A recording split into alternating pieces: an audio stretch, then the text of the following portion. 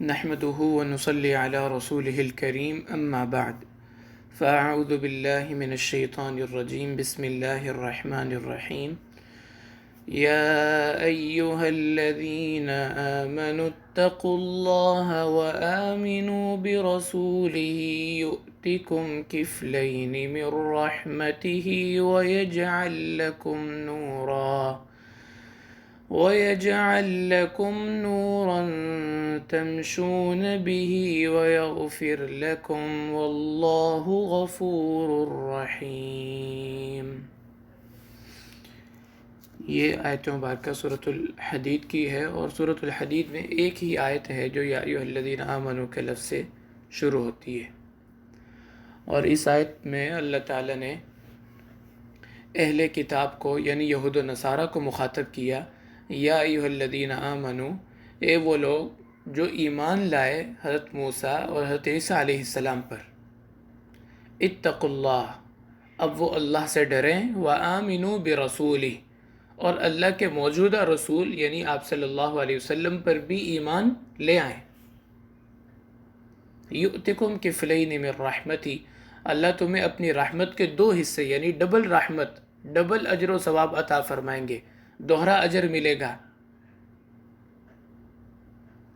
اتقوا اللہ، اللہ سے ڈرو۔ تو اس آیت میں اللہ تعالیٰ نے اہل کتاب کو مخاطب کیا ہے۔ عام طور پر تو قرآن پاک میں ان کو یا اہل الکتاب کہا جاتا ہے، لیکن یہ آیت ایسی ہے جس میں اللہ تعالیٰ نے ان کو یا ایھا الذین آمنوا کہہ کے مخاطب کیا ہے، یعنی وہ لوگ جو سابقہ انبیاء اور کتب پر ایمان رکھتے ہیں۔ اب ان انبیاء اور کتابوں پر ایمان کا تقاضا یہی ہے کہ آپ صلی اللہ علیہ وسلم کی نبوت پر بھی ایمان قبول کیا جائے اور ان کی شریعت کی پیروی کی جائے، کیونکہ اگر وہ انبیاء کرام بھی آج ہوتے تو ان کی نجات بھی آپ صلی اللہ علیہ وسلم کی پیروی میں ہی تھی۔ آپ صلی اللہ علیہ وسلم نے ارشاد فرمایا، لو کان موسیٰ حیا، اگر آج موسیٰ علیہ السلام زندہ ہوتے، لما وسعہ الا اتباعی، تو ان کو بھی میری اتباع کے بغیر کوئی چارہ نہ ہوتا، ان کی بھی نجات میری اتباع کے بغیر نہ ہوتی۔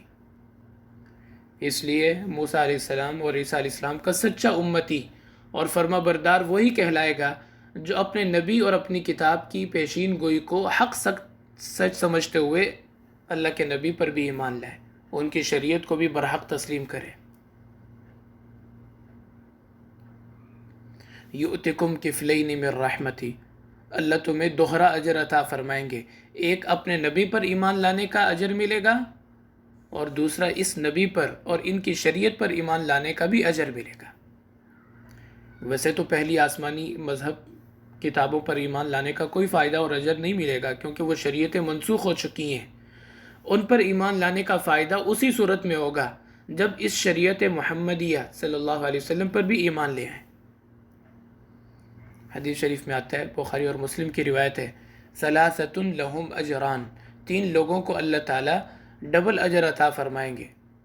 ان میں پہلا آدمی وہ ہوگا، رجل من اہل الکتاب آمن بنبیہ و آمن بمحمد صلی اللہ علیہ وسلم، کہ وہ شخص جو اہل کتاب میں سے تھا ایمان لے آیا، اس کو اپنے نبی پر ایمان لانے کا بھی اجر ملے گا، اور فرمایا مجھ پر ایمان لانے کا بھی اللہ اس کو اجر عطا فرمائیں گے۔ اور یہی بات سورۃ القصص میں اللہ تعالیٰ نے ارشاد فرمائی ہے، الذین آتیناہم الکتاب من قبلہ ہم بہ یؤمنون وَإِذَا يُتْلَى عَلَيْهِمْ قَالُوا آمَنَّا بِهِ إِنَّهُ الْحَقُّ مِنْ رَبِّنَا إِنَّا كُنَّا مِنْ قَبْلِهِ مُسْلِمِينَ أُولَئِكَ يُؤْتَوْنَ أَجْرَهُمْ مَرَّتَيْنِ، کہ اہل کتاب میں سے جو ایمان لایا اللہ ان کو ڈبل اجر عطا فرمائیں گے۔ اور یہاں فرمایا یؤتکم کفلین من رحمتی، رحمت کے دو حصے یعنی ڈبل رحمت ان کو ملے گی، دوہرا اجر ان کو دیا جائے گا۔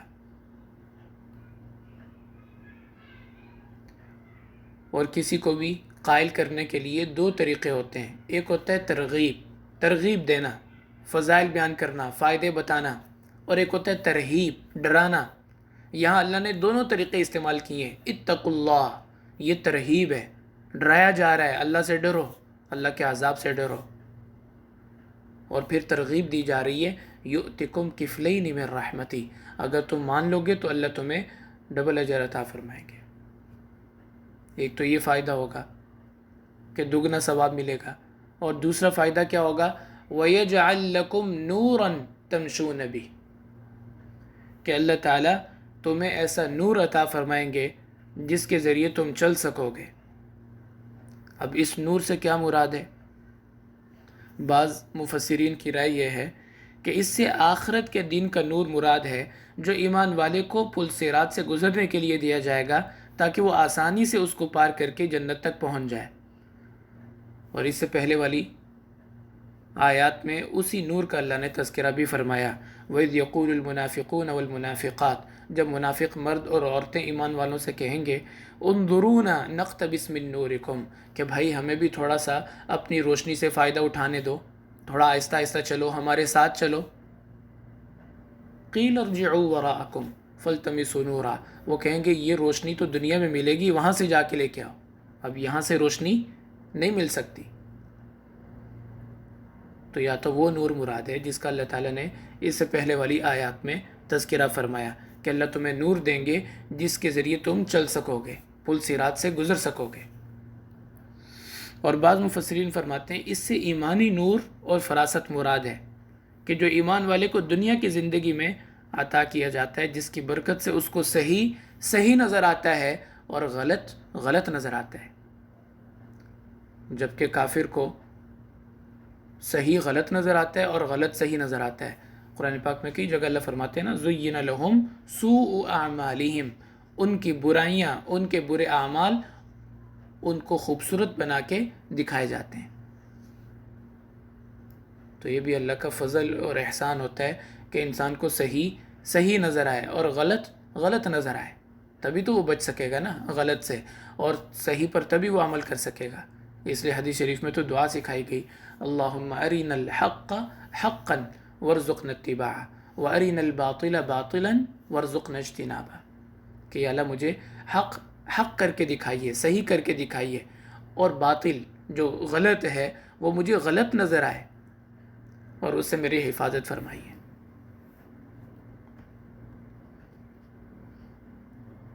تو گویا کہ اس آیت میں اللہ تعالیٰ نے اہل کتاب کو دعوت حق دی ہے۔ اس کے بعد ہے سورۃ المجادلہ۔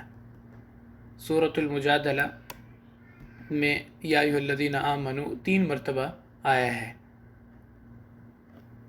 اور سورۃ المجادلہ قرآن پاک کی سورتوں کا دوسرا نصف حصہ شروع ہوتا ہے یہاں سے۔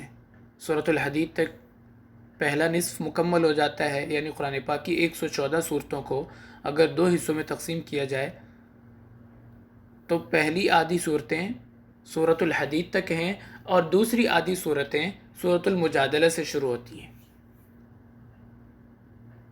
اس کا مطلب یہ ہوا کہ جتنی صورتیں پہلے 27 پاروں میں ہیں، سیم اتنی ہی صورتیں آخری 3 پاروں میں ہیں۔ پہلے 27 پاروں میں 57 صورتیں ہیں، 57، اور آخری 3 پاروں میں بھی 57 صورتیں ہیں۔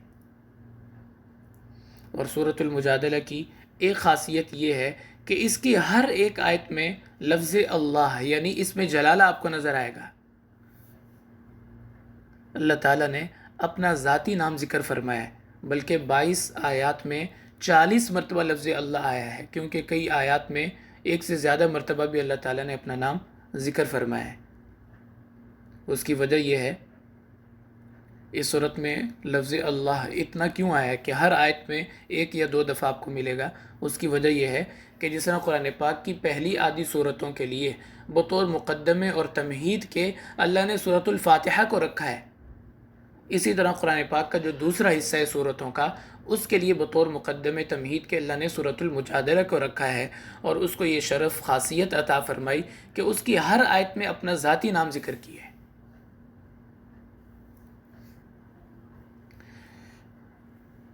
اس میں پہلی آیت مبارکہ جس میں اللہ تعالیٰ نے یا ایھا الذین آمنوا کا لفظ ذکر فرمایا، وہ یہ ہے آیت نمبر 9، بسم اللہ الرحمن الرحیم، یا ایھا الذین آمنوا اذا تناجیتم فلا تتناجوا بالإثم والعدوان ومعصیة الرسول وتناجوا بالبر والتقوى واتقوا الله الذي إليه تحشرون۔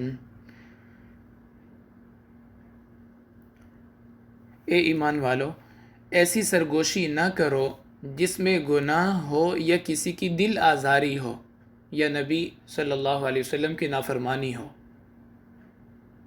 وتناجوا بالبر والتقوى، نیکی تقوی کی بات کیا کرو۔ واتقوا اللہ الذی الیہ تحشرون، اور ایسی حرکتیں کرنے سے خدا کا خوف کرو، اللہ سے ڈرو جس کے پاس تم نے جانا ہے۔ اس آیت مبارکہ کے شان نزول کے بارے میں مفسرین نے لکھا ہے کہ بعض منافقین کی عادت تھی کہ خام خواہ مجلس میں بیٹھے ایک دوسرے کے کان میں کھسر پسر شروع کر دیتے تھے۔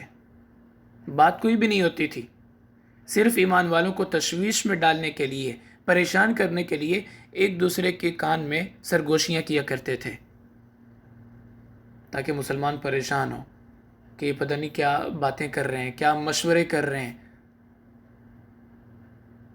اس لیے آگے اللہ تعالیٰ فرماتے ہیں انما النجوى من الشیطان لیحزن الذین آمنوا وليس بضارهم شيئا إلا بإذن الله وعلى الله فليتوكل المؤمنون، کہ یہ جو کان میں کھسر پسر کرتے ہیں، سرگوشیاں کرتے ہیں، یہ شیطانی مشورے کرتے ہیں، اور ان کا مقصد صرف اور صرف ایمان والوں کو پریشان کرنا ہے۔ لیحزن الذین آمنوا، اور آگے اللہ فرماتے ہیں وَلَيْسَ بِضَارِّهِمْ شَيْئًا، حالانکہ یہ لوگ ان کا کچھ نہیں بگاڑ سکتے۔ آگے اللہ تعالیٰ فرماتے ہیں اہل ایمان کو وَعَلَى اللَّهِ فَلْيَتَوَكَّلِ الْمُؤْمِنُونَ، ان کی سرگوشیوں سے نہ ڈرو، اللہ پر اعتماد اور بھروسہ رکھو، اللہ تمہیں اپنی قدرت سے کامیاب کریں گے، اپنی مدد اللہ تمہارے شامل حال رکھیں گے، اور تمہیں ان کی شرارتوں سے اللہ بچا لیں گے۔ تو گویا کہ اس آیت میں اللہ تعالیٰ نے سرگوشی کے احکام بیان کیے ہیں کہ ایسی سرگوشی نہ کرو کہ جس میں کسی کی دل آزاری ہو یا کوئی گناہ کی بات ہو۔ اگلی آیت مبارکہ میں اللہ تعالیٰ نے مجلس کے آداب بیان کیے ہیں۔ بسم اللہ الرحمن الرحیم یا ایہا الذین آمنوا اذا قیل لکم تفسحوا فی المجالس فافسحوا یفسح اللہ لکم وَإِذَا قِيلَ انشُزُوا فَانشُزُوا يَرْفَعِ اللَّهُ الَّذِينَ آمَنُوا مِنكُمْ وَالَّذِينَ أُوتُوا الْعِلْمَ دَرَجَاتٍ وَاللَّهُ بِمَا تَعْمَلُونَ خَبِيرٌ۔ اے ایمان والو، جب تمہیں مجلس میں نئے آنے والوں کے لیے کشادگی اور گنجائش پیدا کرنے کا کہا جائے، فَافْسَحُوا، تو ان کے لیے کشادگی پیدا کرو، یعنی تھوڑا اپنے آپ کو سمیٹ لو۔ یفسح اللہ لکم، اللہ بھی تمہارے لیے کشادگی پیدا فرما دیں گے، یعنی مجلس میں سب کی بیٹھنے کی جگہ بن جائے گی۔ یفسح اللہ لکم، اللہ تمہارے لیے کشادگی پیدا کر دیں گے، اور یہ معنی بھی مراد لیا ہے کہ اللہ تمہارے دلوں میں کشادگی پیدا فرما دیں گے، تمہاری زندگی میں، تمہارے مال اور اولاد میں اللہ کشادگی پیدا فرما دیں گے۔ یفسح اللہ لکم۔ وَإِذَا قِيلَ انشُزُوا فَانشُزُوا، اور اگر کسی کو مجلس سے اٹھنے کا اور دوسروں کے لیے جگہ خالی کرنے کا کہا جائے تو وہ خوشی سے اپنی جگہ چھوڑ دے۔ اس پر اللہ تعالیٰ اس کے درجات بلند فرمائیں گے کیونکہ اس نے قربانی دی ہے۔ واللہ بما تعملون خبیر، اللہ تمہارے اعمال سے باخبر ہے۔ جو تم میں سے سچے ایمان والے ہیں، اور ان میں بھی خاص طور پر جو اہل علم ہیں، اللہ ان کو بہت اونچے درجات سے نوازیں گے۔ اس آیت کے شان نزول میں مفسرین نے ایک واقعہ لکھا ہے کہ ایک مرتبہ کچھ بدری صحابہ آپ صلی اللہ علیہ وسلم کی خدمت میں ایسے وقت میں آئے کہ مجلس میں مزید لوگوں کے بیٹھنے کی گنجائش نہیں تھی، جگہ فل ہو چکی تھی، تو آپ نے لوگوں سے کہا کہ تھوڑی جگہ بنا دو ان کے لیے، سمٹ جاؤ۔ لیکن پھر بھی جگہ نہیں بن سکی تو آپ نے چند نوجوان صحابہ کو ان کی جگہ سے اٹھا دیا، کیونکہ بدری صحابہ کا مقام اور مرتبہ بھی زیادہ تھا اور عمر میں بھی یہ بڑے تھے۔ اب یہ بات منافقین نے بہت اچھالی کہ یہ کیا بات ہوئی، یہ کیا طریقہ ہوا کہ جو پہلے سے بیٹھے ہوئے تھے ان کو اٹھا دیا۔ اس پر یہ آیت مبارکہ نازل ہوئی۔ ویسے تو عام طور پر کسی کو اس کی جگہ سے اٹھانا یا زبردستی اس سے دوسروں کے لیے جگہ خالی کروانا جائز نہیں ہے، لیکن مخصوص حالات میں مخصوص افراد کے لیے اس کی گنجائش موجود ہے۔ لیکن اس انداز سے دوسروں کو نہ اٹھائیں کہ اس کو اپنی سبکی محسوس ہو، اس کو اپنی بے عزتی محسوس ہو۔ البتہ انتظامی امور کی خاطر اگر کسی مجلس میں ایسا کیا جائے تو گنجائش موجود ہے۔ جیسے عام طور پہ آپ نے دیکھا ہوگا کہ شروع والی جگہیں خالی کروائی جاتی ہیں تاکہ جو خصوصی مہمان ہیں یا بڑے لوگ ہیں یا بوڑھے لوگ ہیں ان کو موقع دیا جائے، تو بالکل ٹھیک ہے۔ لیکن بہتر یہ کہ پہلے سے ہی اس جگہ کو بند کر دیا جائے تاکہ بعد میں کسی کو اٹھانا نہ پڑے۔ لیکن پھر بھی اگر کوئی ایسا مسئلہ ہو تو اٹھا سکتے ہیں، جو انتظامیہ والے ہیں وہ کہہ سکتے ہیں کہ بھئی یہ جگہ خالی کروا دیں، یہاں پہ کچھ اور لوگوں نے آ کے بیٹھنا ہے۔ لیکن عزت احترام کے ساتھ ان کو اٹھائیں، اور اگر وہ اپنی جگہ چھوڑ دیں گے تو اللہ تعالیٰ اس پہ ان کو اجر عطا فرمائیں گے۔ اگلی آیت مبارکہ، اس میں اللہ تعالیٰ نے منافقین کی ایک شرارت کا تذکرہ فرمایا ہے۔ بسم اللہ الرحمن الرحیم، یا ایہا الذین آمنوا اذا ناجیتم الرسول فقدموا بین یدی نجواکم صدقہ ذلک خیر لکم واطہر فَإِن لَّمْ تَجِدُوا فَإِنَّ اللَّهَ غَفُورٌ رَّحِيمٌ۔ منافقین کی یہ عادت تھی، بلکہ شرارت تھی، کہ وہ آپ صلی اللہ علیہ وسلم کے ساتھ بیٹھ کے بہت دیر تک گفتگو کرتے رہتے تھے، بلا وجہ فضول باتوں میں آپ صلی اللہ علیہ وسلم کو الجھانے کی کوشش کرتے تھے۔ مقصد یہ تھا کہ اللہ کے نبی صلی اللہ علیہ وسلم کا وقت بھی ضائع ہو، اور مسلمانوں کی حق تلفی اور ان کی محرومی بھی اسی میں سمجھتے تھے، کہ تاکہ مسلمان جو مخلص صحابہ ہیں ان کو آپ صلی اللہ علیہ وسلم سے بات کرنے کا موقع ہی نہ ملے، ان کو ٹائم ہی نہ ملے، تو دیر تک بیٹھ کے آپ صلی اللہ علیہ وسلم کو اپنی باتیں سناتے رہتے تھے اور فضول باتیں پوچھتے رہتے تھے۔ تو اللہ تعالیٰ نے اس کا اچھا حل نکالا، فرمایا کہ جب بھی کسی نے اللہ کے نبی صلی اللہ علیہ وسلم سے تنہائی میں بات کرنی ہو یا انفرادی ملاقات کرنی ہو تو پہلے صدقہ کر کے آئے۔ اور اللہ تعالیٰ جانتے تھے کہ منافقین مر جائیں گے لیکن صدقہ نہیں کریں گے، مال خرچ نہیں کریں گے۔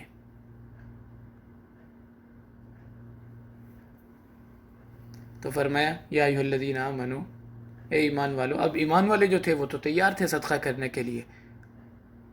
حضرت علی رضی اللہ تعالی عنہ نے جب یہ آیت مبارکہ نازل ہوئی تو سب سے پہلے انہوں نے صدقہ کیا، پھر یہ آیت مبارکہ کا حکم منسوخ ہو گیا تھا۔ بہرحال اللہ تعالیٰ نے یہ ان کی شرارتوں کو ختم کرنے کے لیے یہ ایک طریقہ بیان فرمایا کہ جس نے بھی اللہ کے نبی سے انفرادی ملاقات کرنی ہو یا کوئی تنہائی میں سرگوشی میں بات کرنی ہو تو صدقہ کر کے آئے، پھر پتہ چلے گا کہ یہ ایمان والا ہے اور اپنی ضرورت کی بات کرنا چاہتا ہے یا منافق ہے اور صرف وقت ضائع کرنا چاہتا ہے۔ اذا ناجیتم الرسول، کہ جس نے آپ صلی اللہ علیہ وسلم سے تنہائی میں کوئی بات یا مشورہ کرنا ہو پہلے صدقہ دے۔ ذالک خیر لکم واطہر، یہی طریقہ تمہارے حق میں بہتر اور مفید ہوگا، واطہر، اور دلوں کی پاکیزگی کا سبب بنے گا۔ فإن لم تجدوا فإن اللہ غفور الرحیم، ہاں اگر کوئی واقعتاً غریب ہے یا تنگ دست ہے، اس کی رعایت اللہ نے پہلے سے ہی فرمائی کہ وہ صدقہ نہ بھی دے تب بھی اس کو اللہ کے نبی صلی اللہ علیہ وسلم کے ساتھ سرگوشی کرنے کی اجازت ہے، لیکن جو صاحب حیثیت ہیں وہ بغیر صدقے کے گفتگو نہ کریں۔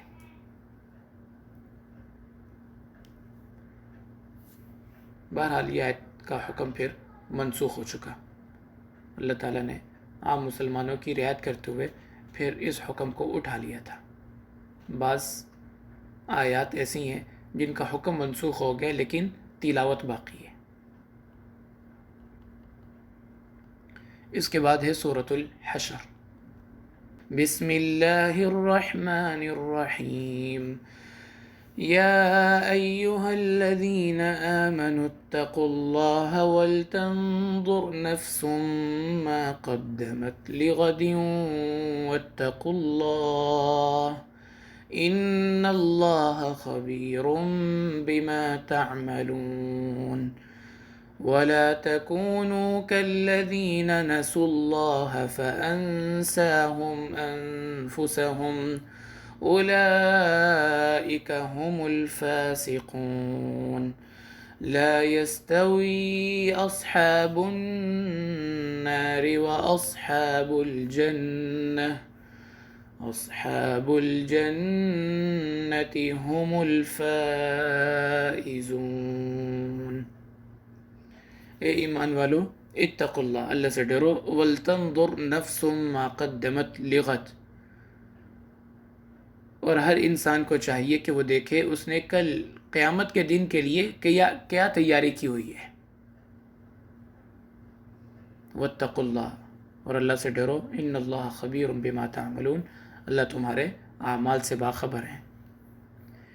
اس آیت کا ایک تو مقصد یہ ہے کہ انسان اپنا محاسبہ کرے اور آخرت کی فکر اس کے دل میں پیدا ہو کہ وہ دیکھے میں نے کل کے لیے کیا تیاری کی ہے۔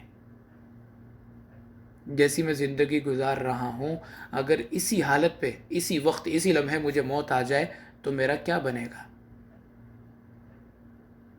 یہ سوچنے کی بات ہے۔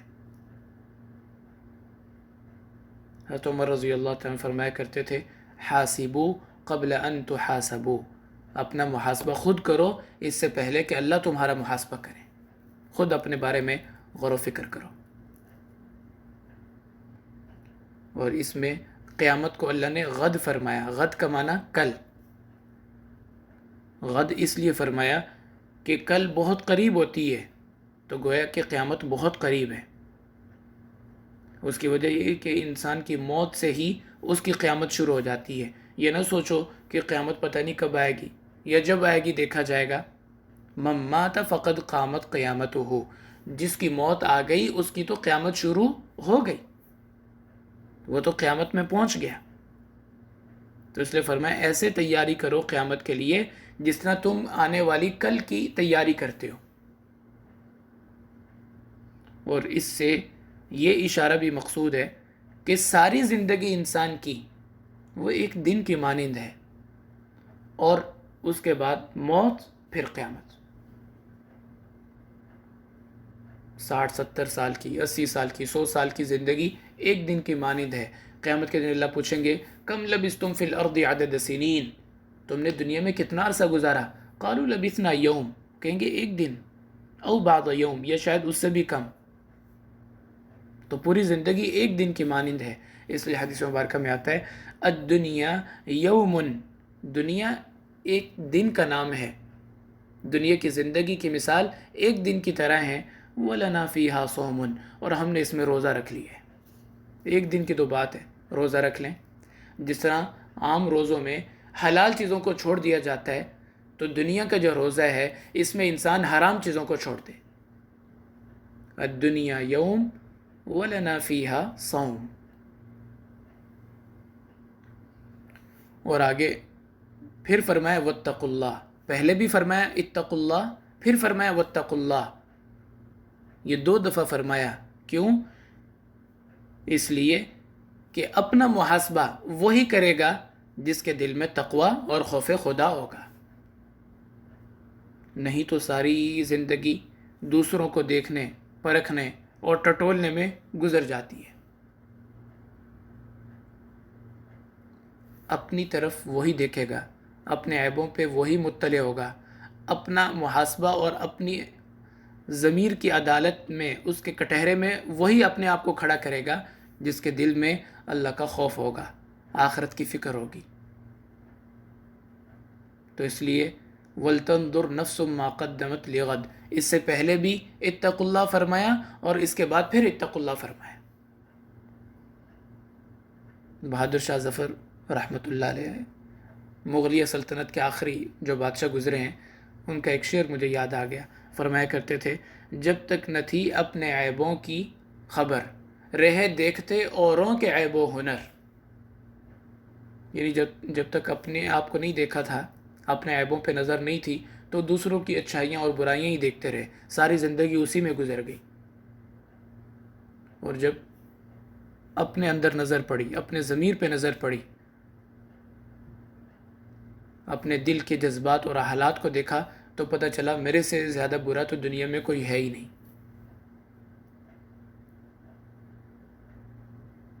جب تک نہ تھی اپنے عیبوں کی خبر، رہ دیکھتے اوروں کے عیب و ہنر، پڑی جب اپنے پہ نظر تو نظروں میں کوئی برا نہ رہا۔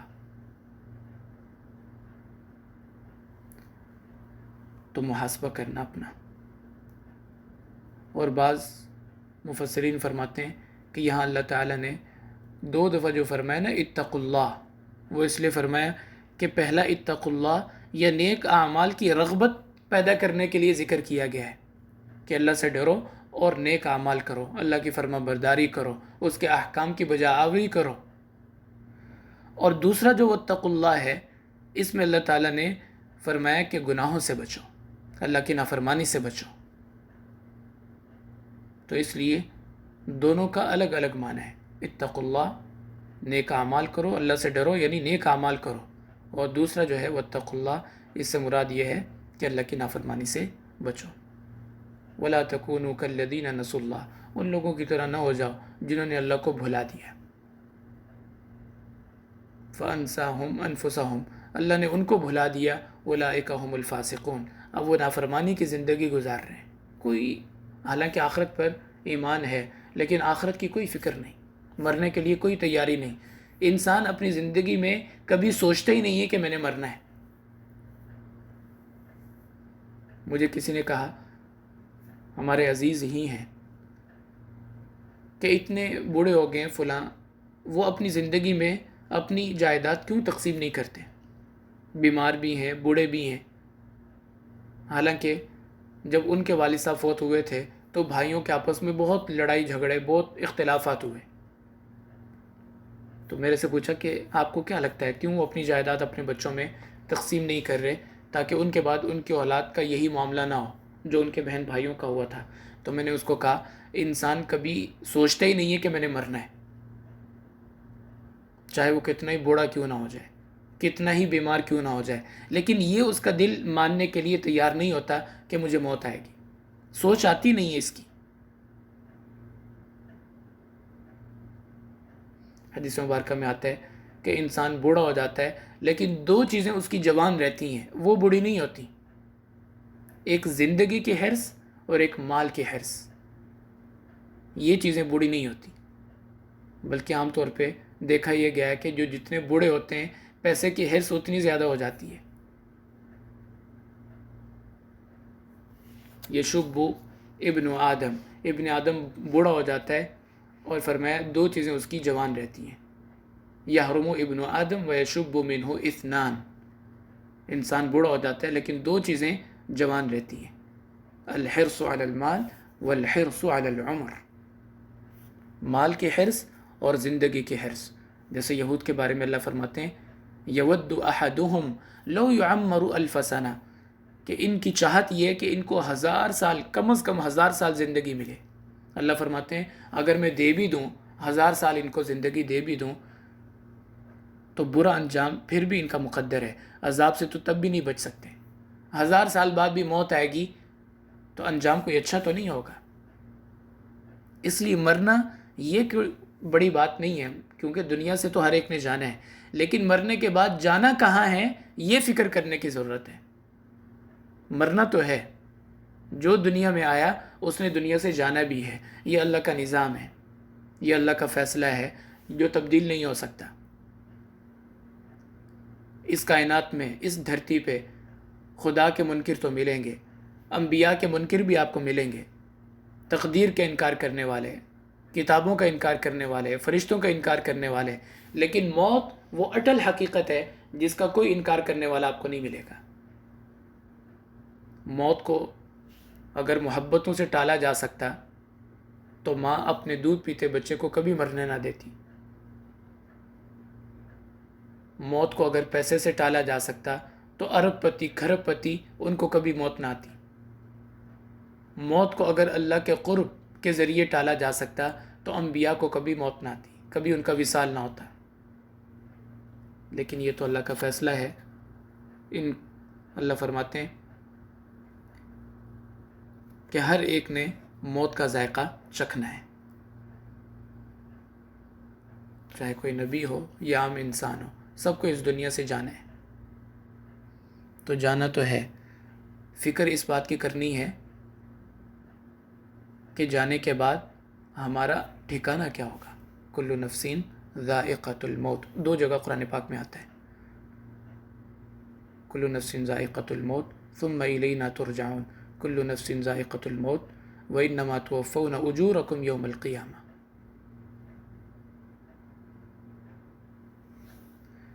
اللہ تعالی ہمیں اپنا محاسبہ کرنے کی توفیق عطا فرمائے۔ ہر وقت اپنے بارے میں انسان سوچتا رہے کہ جیسی میں زندگی گزار رہا ہوں اس طرح کی زندگی گزارنے پہ ٹھکانہ کیا ہوگا، انجام کیا ہوگا، حشر کیا ہوگا۔ یہ محاسبہ کریں گے تو زندگی کے اندر بہتری آئے گی، نیک اعمال کرنے کی توفیق ملے گی اور گناہوں سے بچنا آسان ہوگا۔ یہ سب سے بڑا فائدہ ہے محاسبے کا۔ اللہ تعالی ہمیں اپنا محاسبہ کرنے کی توفیق عطا فرمائے۔ وآخر دعوانا ان الحمد للہ رب العالمین۔